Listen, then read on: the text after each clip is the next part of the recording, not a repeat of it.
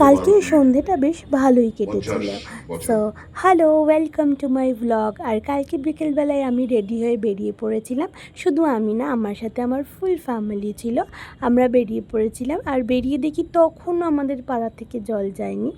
তো কী আর করা যাবে, অ্যাকচুয়ালি কালকে ছিল আমার বোনেদের ফাংশন, আর সেখানে পৌঁছে গিয়ে দেখি ফাংশন অলরেডি স্টার্ট হয়ে গেছে, আর স্টার্টিং পারফরমেন্সই ওদের ছিল। তো কী আর করব, আমরা হাফ থেকেই জয়েন করেছিলাম। তো তারপরে আমি এখানে মাকে একটু বলছিলাম, মা তুমি ক্যামেরার দিকে তাকিয়ে হাই করে দাও। আর আমার মা আমাকে এখানে জিজ্ঞেস করছে আমি কাকে হাই করব।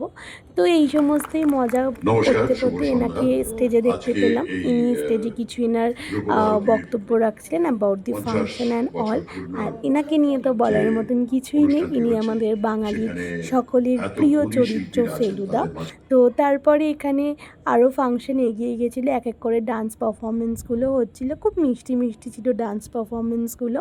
তো এইসবের মাঝখানেই আমাদের সকলের খুব খিদে পেয়ে যায়, মনটা খাই খাই করে।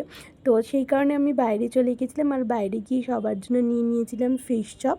তো ফিশ চপ খেতে খেতে আমি ডান্স পারফরমেন্সগুলো এনজয় করছিলাম, আর এনজয় করতে করতে এটা ভাবছিলাম যে মানে ডান্সটা আমারও খুব শখের জিনিস, আমিও খুব ভালোবাসি ডান্স করতে। আর ছোটোবেলায় আমি ডান্স শিখতামও, বাট কোনো কারণে আমার সেটাকে আর কন্টিনিউ করা হয়নি। দেন আমি 9টা নাগাদ বেরিয়ে পড়ি, আর বেরিয়ে আমি বাড়ি চলে এসেছিলাম। তো বাই বাই। আর তোমাদের যদি আমার ভিডিওটা ভালো লাগে প্লিজ লাইক অ্যান্ড সাবস্ক্রাইব করে দিও।